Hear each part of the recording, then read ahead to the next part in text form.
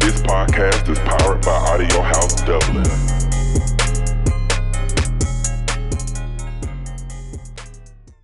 But the funny thing is I ended up getting caught really bad.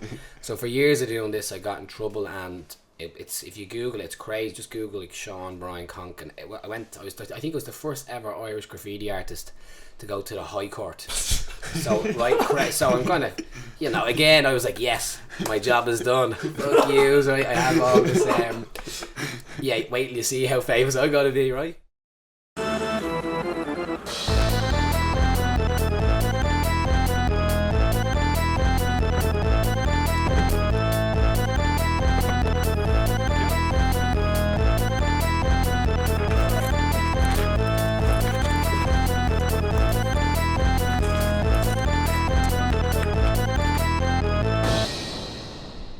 Hi guys, we're back. Monks of the Trunk podcast, episode whatever it is at this point. Something above 10. We're here with Shawnee B, the mastermind behind Cut&Sew. I'm sure you've all heard of him. Welcome on, Sean. Hi lads, thank you. How was your trip in today? As I was saying, my trip in was good. Very productive. Being up and at them very, very early. And yeah, my to-do list is getting done. This is obviously the biggest thing on my to-do list today, so I'm most excited to be here, lads. Yeah. That's the way to be. Yeah, you're our first on our list of 13 clients for today. So we're gonna wrap this up nice and quick and get on to it. Prioritise me, lads. Gordon Ramsay on next, so it's gonna be a busy day. Out to get this bread. So I guess we want to talk about Cut&Sew because obviously it's been such a fantastic success story. So how did you really get into the whole industry, the barbering industry? Like what kicked off your career? The story, it's to be honest, it's a really interesting story. I think I kind of want to write a book about it, right? Yeah. But I always tell everybody the story, so maybe I should keep a few bits out. The story goes back to maybe 12 years ago even longer than that. So when I was a teenager, I used to do graffiti, illegally obviously, right? And I was kind of a little shithead, and I don't know, I used to go into All City Records and buy paint, and I kind of loved doing graffiti, and I didn't know what I was doing with my career, so I left school early. I left school early, didn't go to college, didn't have an apprenticeship, I was a bit lost. But I kind of really enjoyed doing graffiti. Yeah. And the story gets relevant to where I am now. And the name of the game in graffiti is to kind of get your name in the most prominent locations, undetected, and get as many people to see it as possible. So it's kind of like branding. Yeah. If you always see a McDonald's sign in every country you go to, in every part of the world. So strategically, they're clever at that. So I thought, well, I'm going to have my name everywhere strategically. And from doing graffiti years ago, it taught me a lot of things. So on the street, it wasn't like 50 cents selling crack or anything like that. But my struggle, right, or my hustle was trying to go to every train station and put my tag, which was conk, K-O-N-K, in between every dart station, big, bold, everyone to see it and not get detected. But I started to like the notoriety of it, and you know what I mean, I kind of thought I was a big shot. So I kind of had a Bebo page with like, hey, is that me? And it was like me like doing this pose in front of it, which is the total opposite of it, because I was a novice. So I got really good quick, and I did real well, but then I wasn't streetwise in that scene. So from knowing the guys in All City, I kind of knew a bit of a hustle, and there's a guy I'd love to talk about who I'd love for you to talk to, is Macer, but it's very hard to get him. I can't even give him a free haircut, and you know what I mean, he's so busy. So all these guys had hustles, and their school was like trying to get commissions, or like, how do you get a shop to pay you money if you're an illegal graffiti artist to legally get you? It's a real weird circle. So I kind of knew this little scene in there socially. I didn't really fit in. I used to do football years ago, but I hated the big macho football team. I wasn't into any other sports. I didn't go to the gym. But I kind of fitted in with the sneaking down the train tracks at midnight, listening to music and getting all my stuff up. So I kind of knew I liked putting something out there, my brand or conk, and I kind of liked it, and people like, whoa, that's everywhere. So then I got a little bit old, and people said, right, I need to do something. So I said, I'll start looking for an apprenticeship. And I got an apprenticeship in a ladies' hairdresser purely because my friend worked there. I thought it was an easy job, and it was cash in the hand. I was in Blackrock, close to where I lived, and I started off then about 12 years ago on that. So I had this kind of a little something going on in the back of my head, like the graffiti thing, sneaking out at night. It wasn't Banksy, it was pure vandalism. It wasn't art. It was shit, like, but it was big, black and white, concrete. Like, it's a stupid word. It sounds like plonk or donk, but like I just changed the letters. So in the back of my mind, and I think it does come full circle, I was like, right, I'm doing this thing, sneaking in or sneaking out at night. You know what I mean? My mum must have thought it was a burglar or something. I don't know what. But I'm the only burglar to leave the house and come back with less than what I went with, because I'd have a bag full of paint and come back with nothing. But what I would have was I'd have the trip on the train or the bus to work the next day and go, oh, I did that, you know, and you could see people looking at it, and it's kind of, I don't want to say get you horny, right? Yeah, sometimes but, I even see it on the side of trains. It looks really cool. Like. Yeah, obviously my thoughts have changed on it slightly, but public property and certain, like train tracks I think are fine, or dilapidated buildings or anything like that, you know, even like power boxes, which is what I mainly did it on. I didn't do it on anyone's public property really, a few shutters, and I paid my debt to society, lads, don't worry. I know you're all dying to find out where the story goes. So I had this job, and I knew the graffiti thing to back, and then as I was kind of transitioning into becoming a young man, and you know, you can't really be going into a nightclub and saying, hey, do you want to walk the train tracks with me after going to, like, I don't know, 21s or something that night, or that was the club at the time, or Tripod. So I was like, oh, I need to kind of get my shit together. Okay, is the graffiti thing going to get me anything? And then it wasn't. And then I seen Macer, who was transitioning into being a businessman and a full-blown artist. He studied fine art, I believe. And then I was like, okay, I'm doing hair. So I was at the bottom of the pit with hairdressing, doing women's hairdressing, sweeping the floors, making tea. And I didn't really, how do I say, I didn't really love it. Like, I didn't wake up and say, I want to be a hairdresser. Yes, you know, I kind of, when I was a kid, I wanted to play for Man United. I was like, I don't really like football. Man United were kind of winning all the time. I was like, and then I was like, I thought I'd get scouted for not even playing football. And then I was like, the dream was dying of being a professional footballer. Then I was like, the dream was dying of being a graffiti artist. And Banksy had come out. I was like, oh, I'm shit at art, so that's not going to work. And then the hairdresser was like, right, kind of 18, 20, I need to get a career.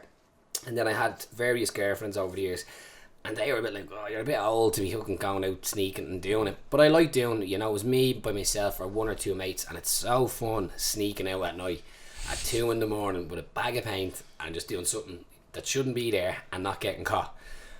But the funny thing is, I ended up getting caught really bad. So for years of doing this, I got in trouble, and it's, if you Google it, it's crazy. Just Google like Sean Bryan conk, and I think it was the first ever Irish graffiti artist to go to the High Court. So so I'm kind of, you know, again I was like, yes, my job is done. Fuck you, right? I have all this. Wait till you see how famous I gotta be, right? But I didn't realise the seriousness of it. I was like, I'm writing on a wall. I'm literally putting paper or paint to a wall, like the surface. Didn't hurt anybody, didn't touch anybody, didn't do nothing. And I used to pay for the paint. I didn't even rob it, if you know what I mean. So I knew I wasn't going to fit into that community, but really prolifically, like, I got name checked in the New York Times, whatever. I had this thing that I got arrested at the start of my hairdressing career. So the two worlds collided, and I was like, shit, I got fined. They tried to charge me €30,000 worth of criminal damage. Jesus. And I don't even have €30 in my bank at this stage, right? I'm living for the weekend, you know, going out Thursday, Friday, Saturday, Sunday. And it kind of shit hit the fan, and the girlfriend at the time was like, oh my god, I'm not going to do an impression. I'm like, that's a bit scary, that is, right? But she was like, this is not cool. So the Garda came down on me crazy heavy. The council came down on me crazy heavy. The ESB, all these companies, like corporate companies, came down to try and set an example, because I was stupid enough to admit it. But they bullied me in tactics, you know. They were kind of like, you know, they lied to me, said we have handwriting experts. They were forceful to me, like, we're going to do this to you. If you don't admit to all this, we're going to like lock you up for ages. And they intimidated, because I'd never been arrested before. I never physically got caught in the act. They actually raided my mother's house and my best friend's house, like 2 Garda cars. There's less people going in for the Dublin gangsters. So I'm sitting in bed like this, like mad hungover, like, oh, what's this?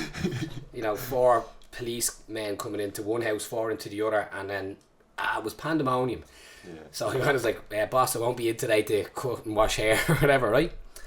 So then this was going on. I had to lay off graffiti. It was game over for that. I was like, it's time to grow up. I'm about 20, I think, at the time. And they really tried to screw me over. And for someone that had never been in trouble, and the crime was so small, it's spray painting dilapidated walls and buildings. Yeah. I've never let that go.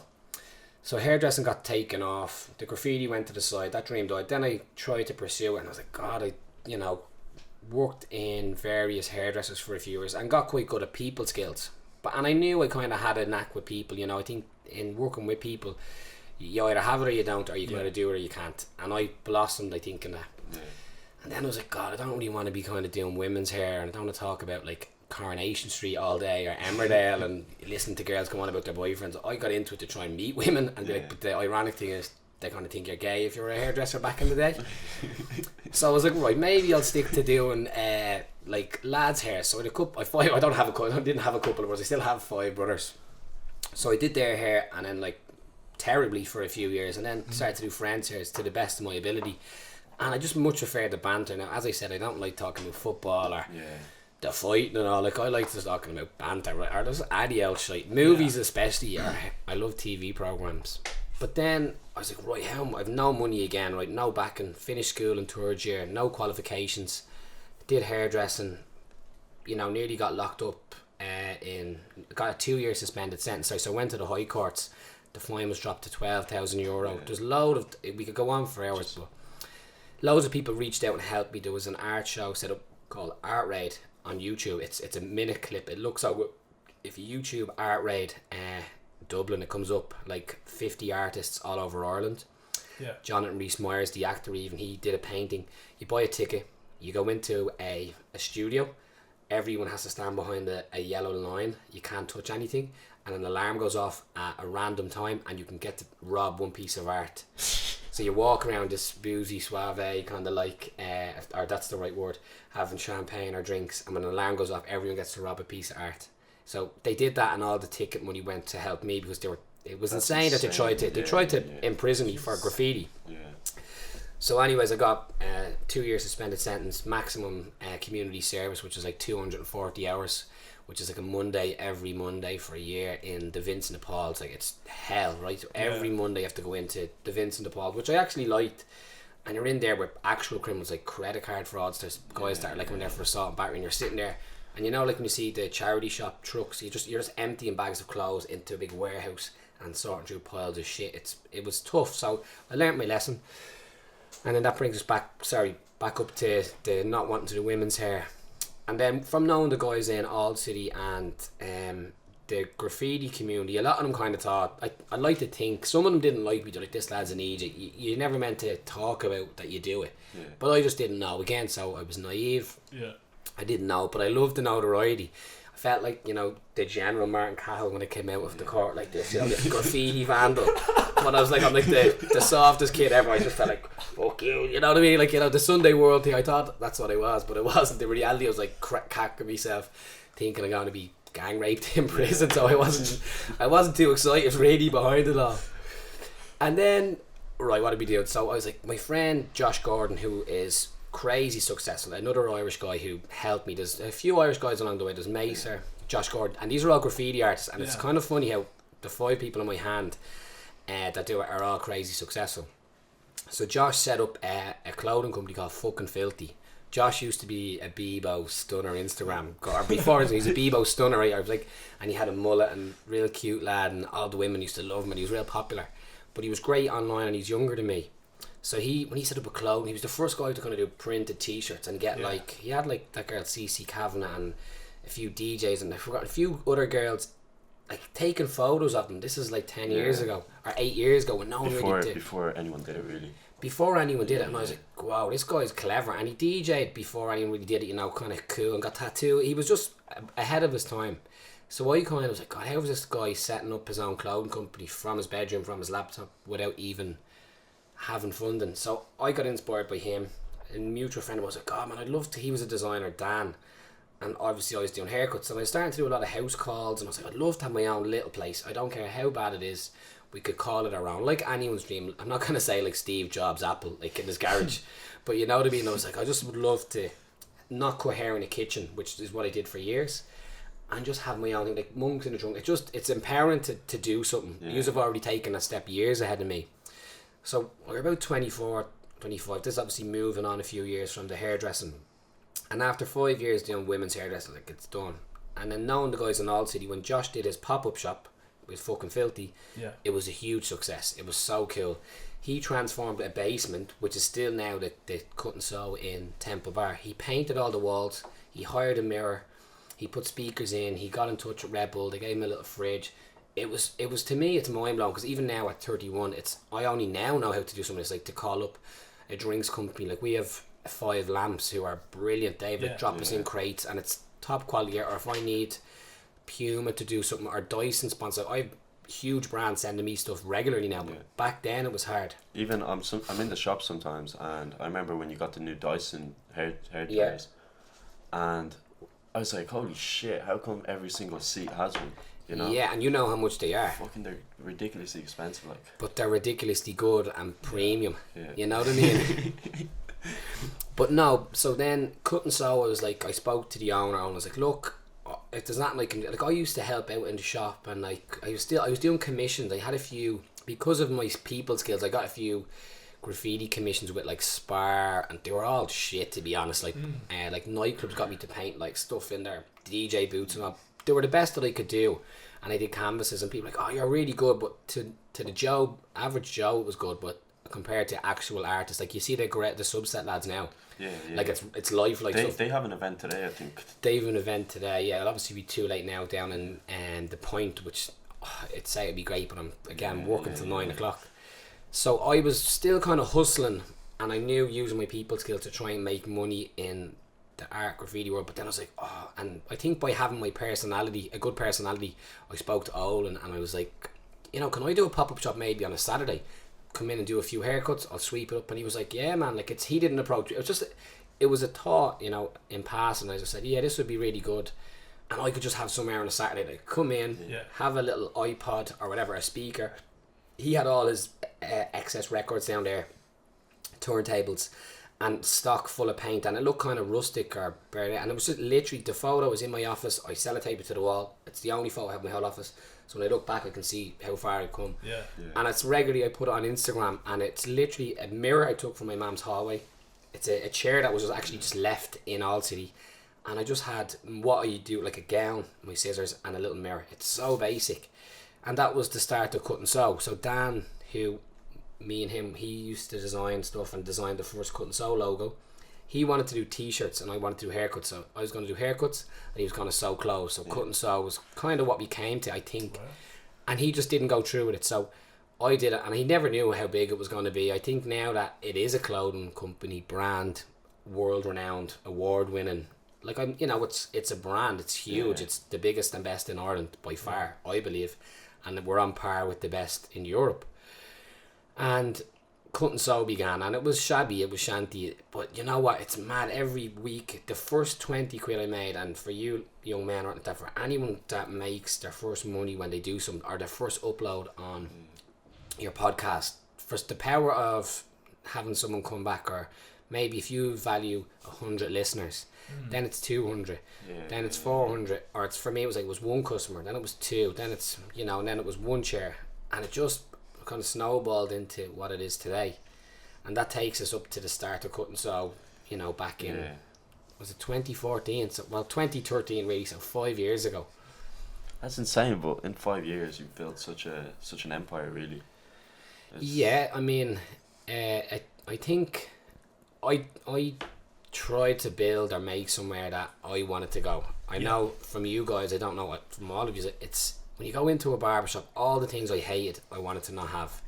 I hate when you go in, and no matter what age you are, no matter how you look, no matter what colour you are, what sex you are, it's, or, you know what I mean, there's so many things you go into a shop and people can just look at you and not acknowledge it, or, I don't know, it's so when I went into shops I felt like I wasn't even there. When someone walks through your door, they're there to give you money. No matter what age they are, no matter what country you're from, no matter what they look like, it's mad, but when someone comes in, they're there to get money, and I try and instill that, like, they're supporting you. So I try and train or teach the lads to, when somebody walks in, always try and we try and have our seats to face the door, so it's welcoming the customer. Having your back to somebody straight away is bad start to business, and I learned a lot of this from hairdressing. Eye contact is important. we were trained in hairdressing to stand for a minute at a reception in any business. And if you try and stand at a reception in any business for a minute without being acknowledged, a minute is a long time. So we try and always say, how's it going? All right. And I acknowledge them straight away, then assess it. And that was one thing. When I went into barbershops, they wouldn't talk to you. You just had to sit on the bench. Yeah. And some shops now that it kind of makes me a bit, it's not proud, that's not the wrong word. When I see them that they've shut down or they're on the way out, these are shops that when I went into, I wasn't welcomed. And I had a 14-year-old kid yesterday, and I'll show you the text message. He goes, I'm not going to name the other barbershop because they're a franchise that I don't. Well, actually, no. Do you know what? I respect the business. I just think they're crap, right? Yeah, what they do. I think it's a good start what point you're of doing career. Is better, obviously. Yeah, they're hugely successful in what they do in their franchises. And they had a queue outside their door yesterday, right? And I've a good analogy about business as well for shops. This kid came in 14, right? Shy haircut, because he obviously was going to the other shop. He goes, any space, right? And our shop looks quite quiet because we work on an efficient appointment system. Yeah. Every half an hour there's somebody in. So there was everyone full in the chairs. I just finished a cut and my next guy wasn't in. So our couch is never, well, they do. They only look busy every half an hour, if you know what I mean. It's efficiently run. I was across the road and I couldn't get a haircut. Have you any space? And I was like, yeah. And he goes, how much is it? And I was like, how old are you? He's obviously small. So I was like, 15 for a kid.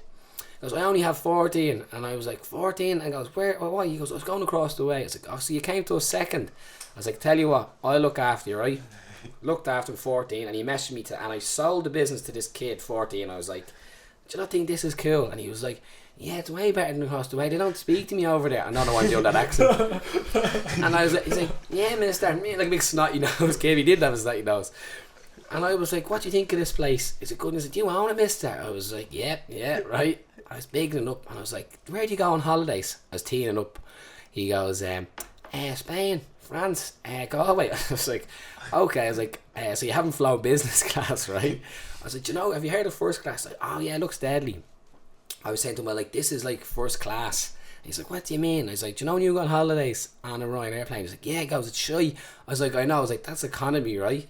And I was like, when you go to that shop across the road, that's economy. I was like, there's loads of people in it. There's no space. It's shit service. You can't move. And I was like, look at this. I goes, I could spin you in the chair. And I spun him in the chair. And I was like, do you want a water or do you want a vit here? I goes, this is all on us, right? Really selling it to the kid.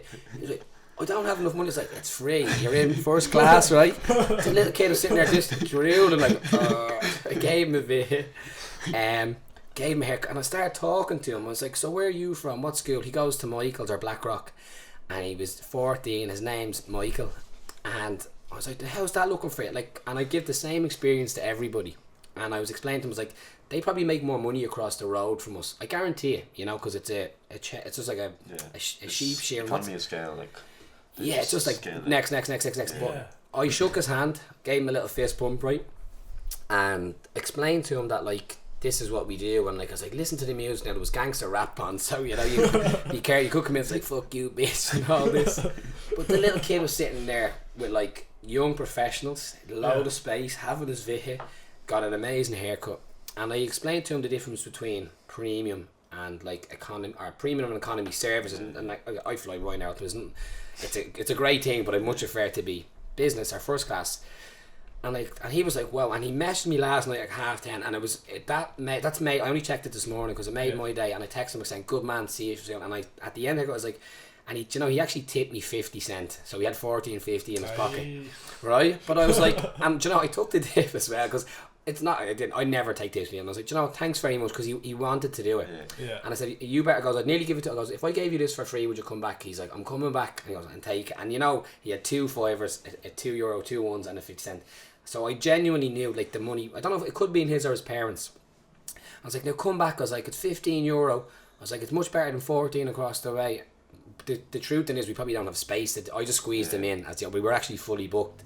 But that little kid now and all the next generation of lads that we've come into, whether you're, as I said, if you're English, Irish, black, white, yellow, Asian, gay, straight, whatever, treat everybody the same. And I've even seen people come into me 5 years ago when they're at the awkward kid age to now being like, all right lads, because I'm kind of going through that stage. And the generation has come up, and I think because of what we do, and people when they come into us, they really know it's welcoming. You know, I don't, not to be condescending or patronised, but do you ever get when you go to, I don't know, if I go to my local pub, it's like Guinness, Sean, like they kind of know you. Yeah. It's welcoming. So I'm always, if I remember people's name after a couple of haircuts, I kind of have to band, and people like that. When you go into all these other shops, they never asked my name. They never made an effort. It was just like slogging through the day, cutting hair. And then at the end of it, the worst part is you get a shit haircut. That's the worst part. Like, I know, and do you know, even when they say how's that, you don't even want to say that because it's already botched. It's alright, like yeah. And and you go home and you give out to your man or whatever. Yeah, why just send me down there? You should have sent me to Cut&Sew. But anyway, so these are just, I'm kind of gone off the subject a bit, but yeah, it's exciting times, and I think, I don't know where it's going with it, but it's good to see where Cut&Sew You're talking is. about the whole empire, like.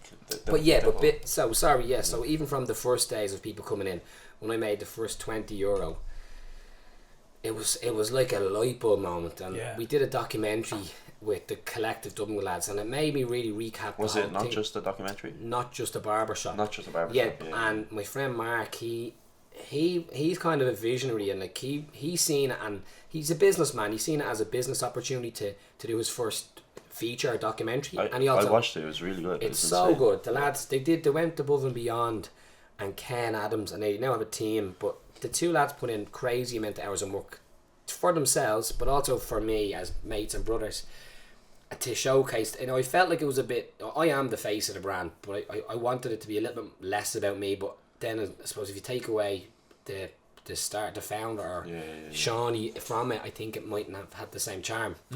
But the lads did the documentary, and it showcased and made me realise, fuck, what Mark said really hit home, and it meant a lot. He was like, man, you literally had a chair. He went off to LA, like one chair in the back of All City. So the All City lads invested in me initially at the start. So it was downstairs in the stock room. So imagine this is our basement. Still a stock room, but there was just a chair and a mirror there.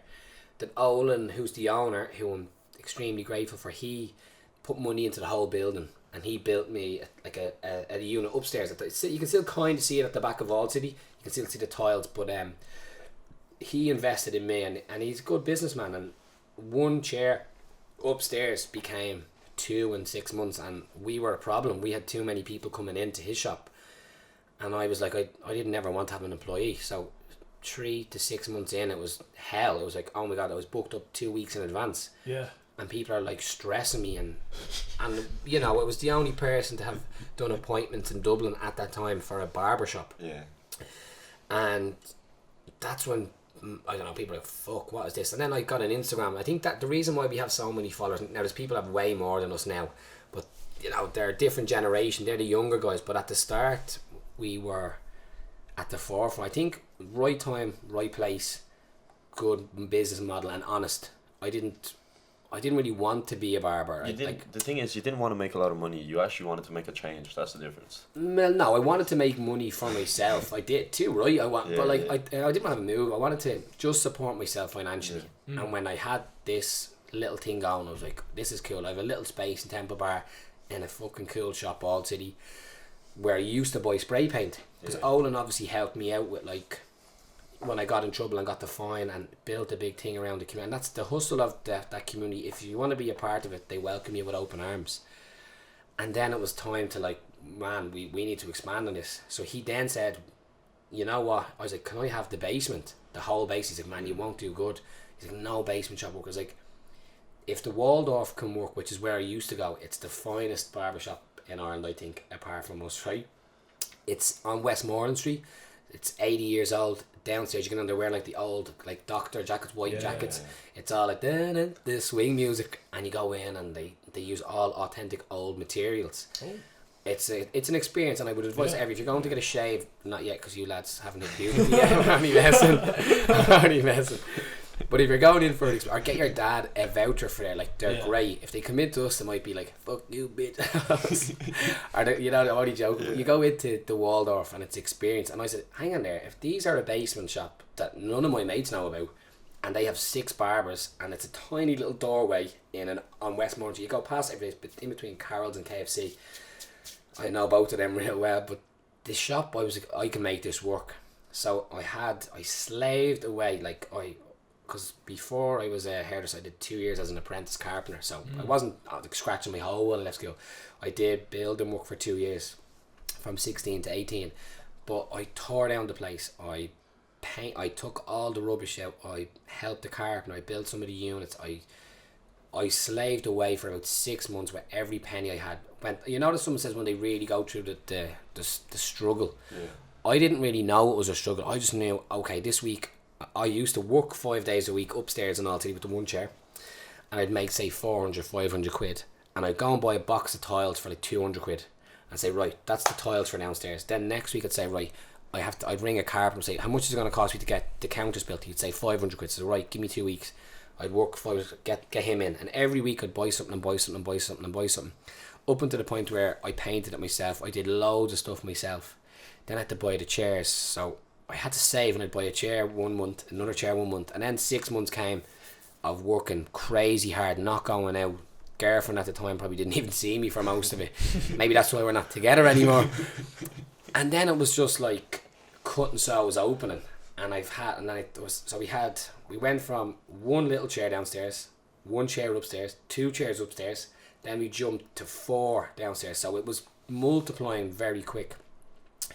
And when we did a launch, I think people were genuinely like surprised. It was, and like the old photos online, it's black. You know, have you been to the one in Hall City? Yeah, the Temple Bar. It's so the one. It's just insane. It's the walls are kind of crooked and there's no black natural and white light. tiles. Yeah, it's so unique. It doesn't look like any other shop in Ireland. There's a big, huge waste pipe going through it that I hand painted, and like it's not even copper. It's actually, you know, like it's a waste pipe and like big, like rustic. Yeah. It's a listed building, so all the little things in it make it unique.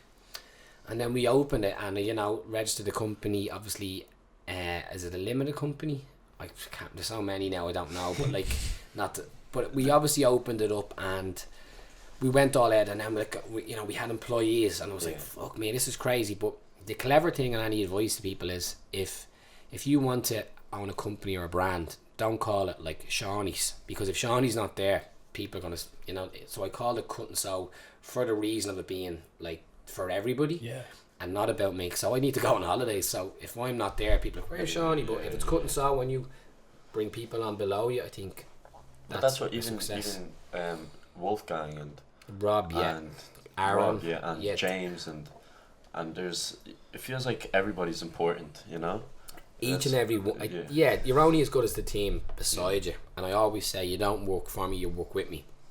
And I think the success is we don't have a big turnaround in staff. Like, I think what we've built is amazing, and I do think it's the best. Everyone copies it, and I take that as a sign of respect. Not respect, like, what would you call the word if someone's copying it? Like a flatter. It's kind of flattering. It's like admiration, really. Admiration, yeah. Like if you set the bar, you know what I mean. They don't know what I'm doing next, so they've only seen what I've already done, and that's what keeps me motivated. I'm like, okay, you might try and get a t-shirt done, but you aren't going to get a design like I do. My designer is also a graffiti artist friend who's one of my other 5s, and you're not going to get a videographer that does my videos, because you're not as, you know. I think they haven't got the skill set that I have from the graffiti world.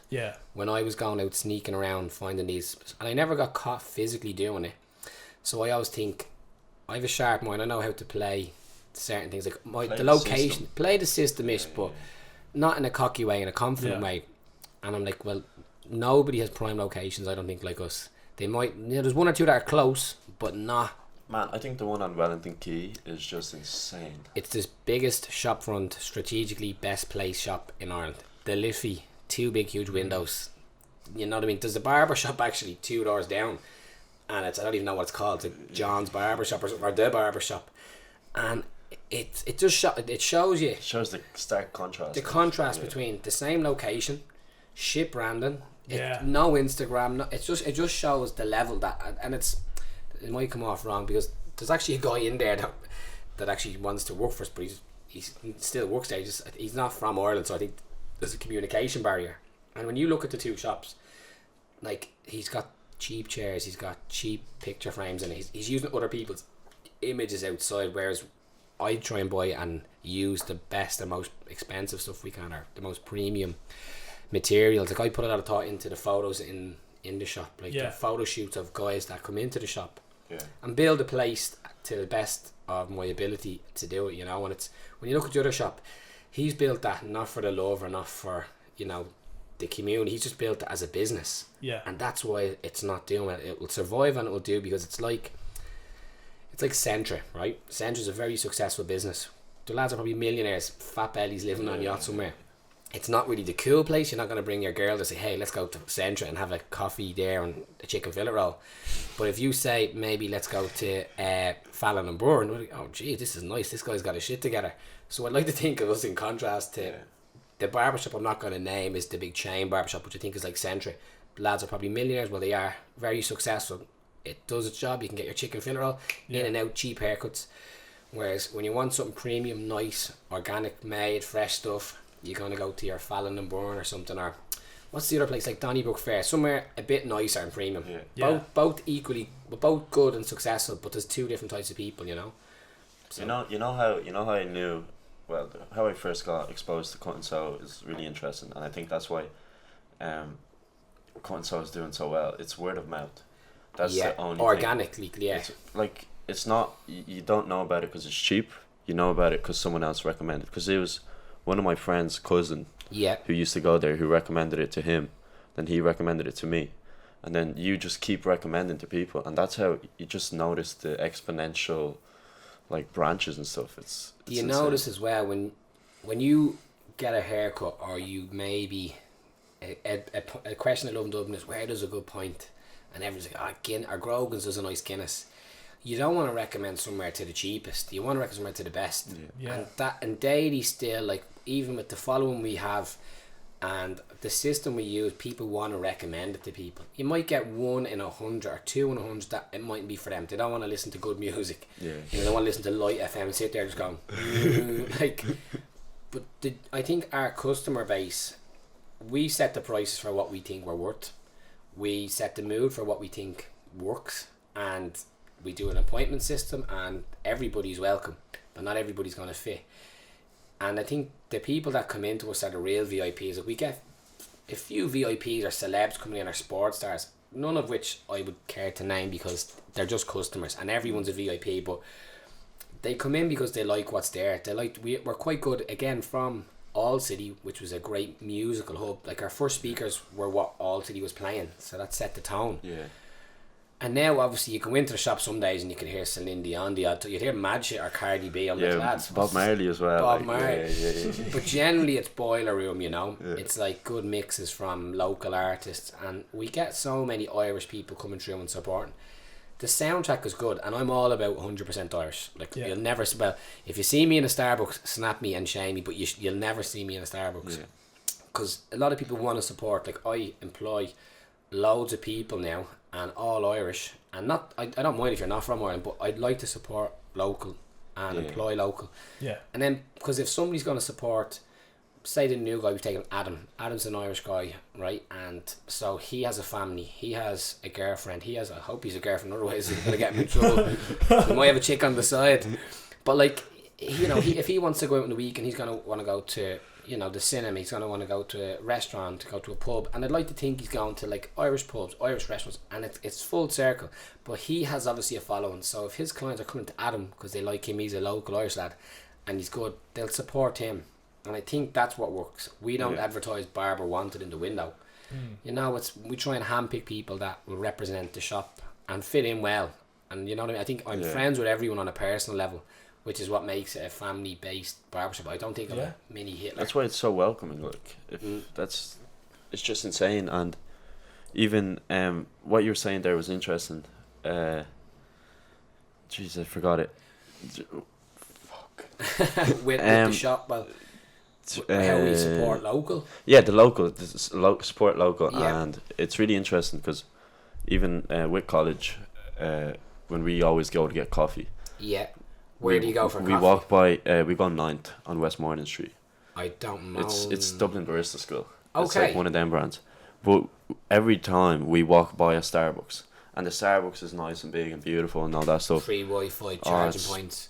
And you see all these people going in, and you're just 2 doors down, and you go into this proper, like. I think I have seen it. It's on the side where the Lewis is and Charlie's. Yeah, I've seen it. Yeah, and the signs, the big white. It looks kind of hand painted. Yeah, and in there, like on the walls, there's people drawing and stuff. The tables are all like different. All the chairs are like old and stuff.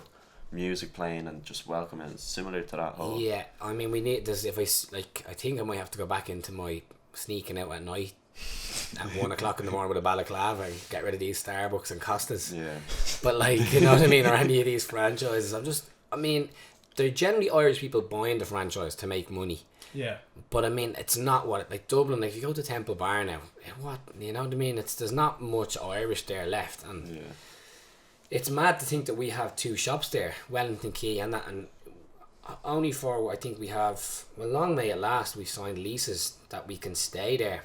But I mean, I travel to go to maybe Clement and Pico to get a coffee or Frame, you know, on South William Street. 2 of them are, you know, I kind of go to them shops. It's more convenient if there's 3 or 4 Starbucks closer.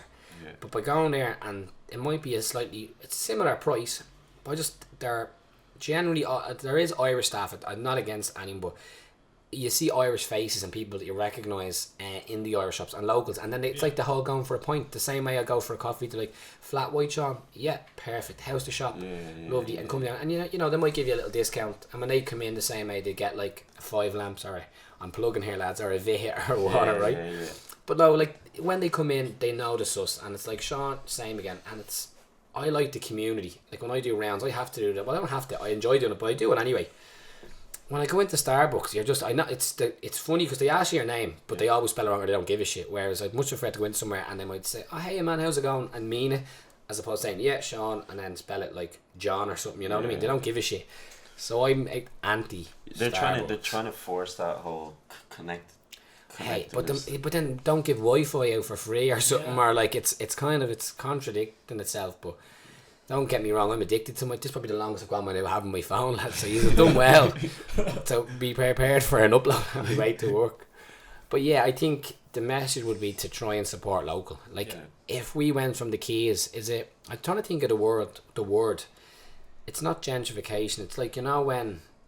Well, it's like London, you know, everything's getting moved out because rent is going up. Urban sprawl. Is it urban sprawl? Yeah. So what's happening now is like London's fucking basically like the whole south of England nearly, but in Dublin when you walk around, I like seeing the Irish places. Like you should try and go to a restaurant or a cafe like 9, is it, or 9th? 9th. I'll make sure I go in and get that's my Lewis stop, well, on the opposite side of it to work, but I'll walk past and get a coffee tomorrow.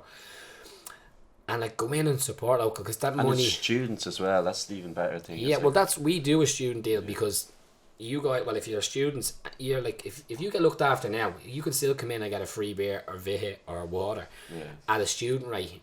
And because when you do qualify, get a job, I think when you kind of get looked after, like all the students we get in, everyone's like, "Why are you doing a student deal? Students are wreck the heads. They just want cheap." I was like, "No, man, they don't have the money." You know what I mean? Yeah.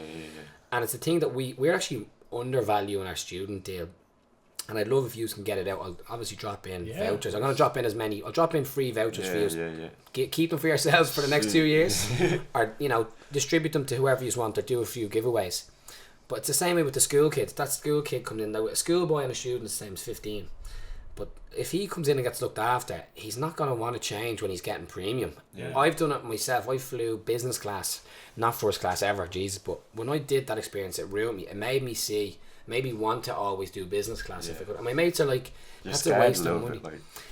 Yeah, it's like, I'm like, oh God, I have to sit beside somebody on a plane. It's not like that. I don't drive, and I only do a couple of holidays a year. And if I can afford it, or if I can try and bid for it to get an upgrade, I'll do it, because the service is 10 times that is in economy. Economy's fine, but if you can, these are things you like to do in life, do them. Yeah. So with premium as well, if you treat people right, I think they stay. It's very hard to go back. If you've done a premium haircut, service, good music, good chat, remembered somebody's name, it's hard to go back and sit in a bench for an hour with some grumpy owl lad. Come here, like, you know, it's hard to do it. Yeah, that's what ever since I started going Cut&Sew, it's hard to go back to like the likes of or whatever.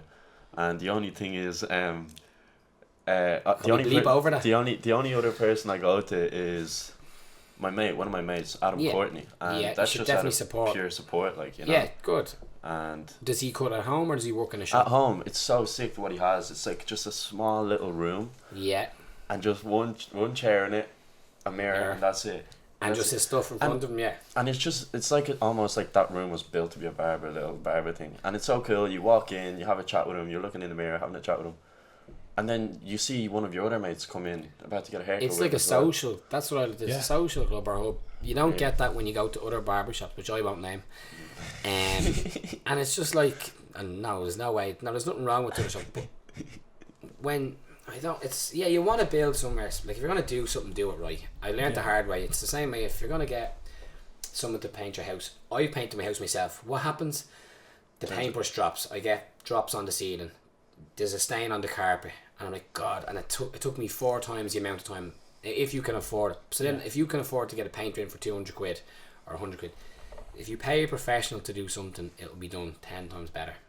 And it's the same way what we do in Cut&Sew. If we can afford a better chair, we'll get a better chair. Now all the chairs are the best we can get. Whereas when I started, it was all I could get.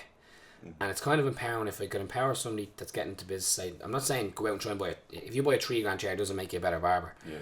But or the same with the scissors. I had the cheapest of everything. Water spray. Literally the €9 gown that are still available. €20 scissors and the cheapest clippers. But now that... Well, I had a real good quote that it was like, I used to buy what I could afford, now I can afford anything I want to buy or something like that. And it's just because of the quality that's gone up, like how everything goes. So your friend, like that's Daddy, man, he must be loving that making money, and it's social, and he's building his client, but he doesn't know it yet. But that's what he doesn't want to go work in a barbershop. It's tough to go in and have someone, you have to, it could ruin him in a way in long term. And I say this to the young guys, because if you haven't swept the floor, you haven't done the shampoo, you haven't gone to the coffee, it's like being an apprentice. If you haven't done that, you're kind of going in sometimes with the wrong attitude. Like I did apprenticeship in hairdressing for years, so I was dealing with like shampooing all day every day for a year or two, and sweeping floor and cleaning toilets. And I still sweep the floor, I still clean the toilet, I still go to the shop, and I like to stay humble and I like to stay grounded. Maybe is that, you know what I mean? Even the lads would say, Sean, I don't work 5 days a week cutting hair anymore. I've way more duties outside of the job now and doing things like this to promote the shop. But I still do everything. Like last night I spent an hour and a half after the shop was closed restocking the fridge, cleaning all the chairs.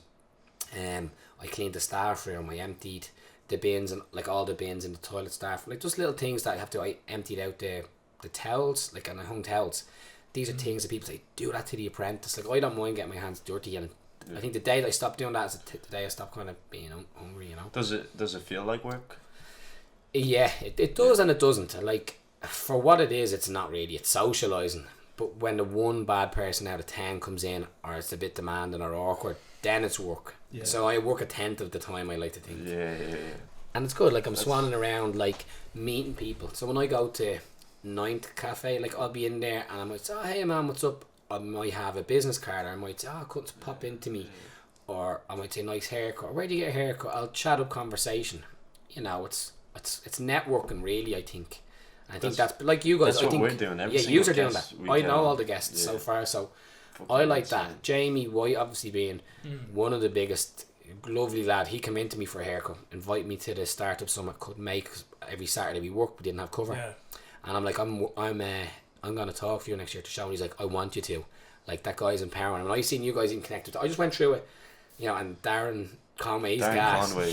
Yeah. So like when I seen these lads, I'm like, okay, I want to come in and chat to you lads. And if you're networking, you're onto something good. So I wish you all the best. Man. And even that's what you're saying. It's the whole social circle. We're just expanding and just. It's the people you surround yourself with that like really make you who you are. I feel. Yeah, and I think it's. Yeah, it really, really is. It's like people that moan or complain, and even if you have depression and all that, I didn't really like your man Gary V. You know him? They were like, you gotta go get that fucking shit, man. Like I was a bit like, I bought this for $1, sold it for $15. $20. Yeah. I was like, I don't want the fucking little, I don't know, Pokemon thing. I'm like, I'm fucking 31. I want to go and get a chick around a drink. So yeah. But when he did say certain people are like cancer around you, and it's so true. I've people I hang around with who I really like, and I always ends up being bad. I'm like, fuck, we end up going out and getting smashed, and then I'm meant to meet someone in the morning and I have to move the appointment or something, or I'm meant to go to an event and then I'm with these certain people, and then we just get carried away, or I won't realise it, but they might just have a bad impact. And say if I met with someone who's not in a great frame of mind, if they met with me before, and I mightn't be as clear-minded coming in here. So now, even though some people who I've loads of like associates, but I've very few friends. Yeah. And even clients of mine I would nearly call friends, but they're more associates. I'd still have a point with them, I'd say hello to them, shoot the shit. But the 5 people probably, or not even 5, but about 5 people on my hands who I would only talk to on the phone or WhatsApp. And it's like me saying I'd rather have 4 cents in my pocket, 4 quarters than 100 cents. Yeah. Meaning, you know, you want to have 4 important people around you. And the 4 people that keep close to me, I won't name them because there might be 1 or 2 who think they're closer than they are. But there's a couple of guys, like, I'll just name 2 for instance, because then I can let the others guess. But you know Crystal Clear, Deck Lennon. So me and him are mates years. Again, graffiti artist. So everyone that's influenced I saw him on that documentary. There you go, and he's great on it, and he's very proactive. This is a guy that came from being heavily overweight. He went through his own struggles. He started off as a music producer, and like he didn't really know where he wanted to fit in, and I think from this guy he lost so much weight for himself, and to try and make it in the music industry is insanely hard. Anyway, it's like the lottery. Yeah. And for him to just his attitude is like, I don't give a fuck. Like he's a real go-getter. This guy, if you see this guy's studio or his home, he has to-do lists strategically set up, like, and it's like clear house, clear mind. He's so like healthy, proactive, doesn't really drink, he doesn't cane, he has fun and all, but like, don't get me wrong, but he's real, quite clean cut and real positive. And when I see in his to-do list, so when I travel, like if I'm going to travel, I'd much prefer to travel 7 hours on a flight to him in New York than to go up to someone's gaff, I won't name areas again, but someone like in town, and end up just drinking a lot of beers and just talking shite and, you know what I mean, getting wasted. I much prefer to travel 7 hours to go to this lad's house and get inspired and to listen to him and see what he does. And he made me kind of do my to-do list. And every day I do a to-do list. But not every, if I'm hungover, obviously I'm going to get pizza, I'm going to get Chinese and then a load of jellies. That's mentally still to me, but his to-do list thing, it really does manifest. And he's now has the biggest tune of the year, Neutron Dance, playing BBC Radio 1 today, doing essentially, like, it's mad. His struggle from what he was graffiti, he just didn't cut corners with it, and now he's one of my best pals, so just good people like that, like that's just one of my close circle, and I'm just like, I'm surrounded with that. It's making me people do better. Bring you up. They just and he does, and he called me out on shit. He'd be like, man, you're not eating good, or he's like, that's shit, that's whack, that t-shirt design's not good. I'm like, fuck, if this is a cool cat telling me that, listen. You know, in the moment you're like, oh fuck you, like all this shit, but then you just actually think about it, and it's like, yeah, it makes sense. What these people are saying makes sense, like, and you shouldn't take it for granted. No, and you know, it's I want to surround myself with good people, and you know, I think I have done that now with the new shop. Dundrum is a year open, so, you know, so I have a partner there, a silent business partner, that you need these things, you know, to say, look, I want to work with you. If things are going well, surround yourself, it's nothing but goodness. And now we're looking at a new unit, and I put an offer in for a new unit, which is going to be blow people's mind anyway. But I want a 2-story unit, and I won't stop till I get it. And that will be the kind of fun, because I don't want to that'd be something different, like something different. I mean, I'm into coffee, that could be a little hint of something to come. You know what I mean? I'm into education, I'm into socialising and doing things. There could be, we have have you ever heard of Coffee and Kicks? Yeah, I like the lads Coffee and Kicks. Yeah, I've been onto them a bit. Yeah. They do that cool thing where is it Ghost Boy? Is he something that they do? No, they do Coffee and Kicks. All these different coffee events, shops, and then they put up like a big wall of just shoes and stuff. Chris knows about it. But I follow them. Phil, and I know James is. Yeah, I'd love to get them into one of the shops, like the Wellington Key would be great, man. Saturday pool table tunes. So yeah, if invite them in, but yeah, that was a sweet conversation. Yeah, that was a fucking sweet one. Yeah. Do you want to shout out? Yeah. Just name where what locations you have. You have Dundrum. So we've Cut&Sew Temple Bar, which is the basement of All City. We have Cut&Sew Wellington Quay, which is on the south side of the river, and then Dundrum Main Street. So we've 3 locations, all premium, all on the website cutandsew.ie. Sweet. Yeah, and I'll drop in. You better raffle off some free vouchers. Yeah, I'm gonna drop you in some free ones. Some off, yeah. But that's brilliant, lads. Thank you very much. Sweet. Yeah, I can't wait to see that. Yeah, nice one.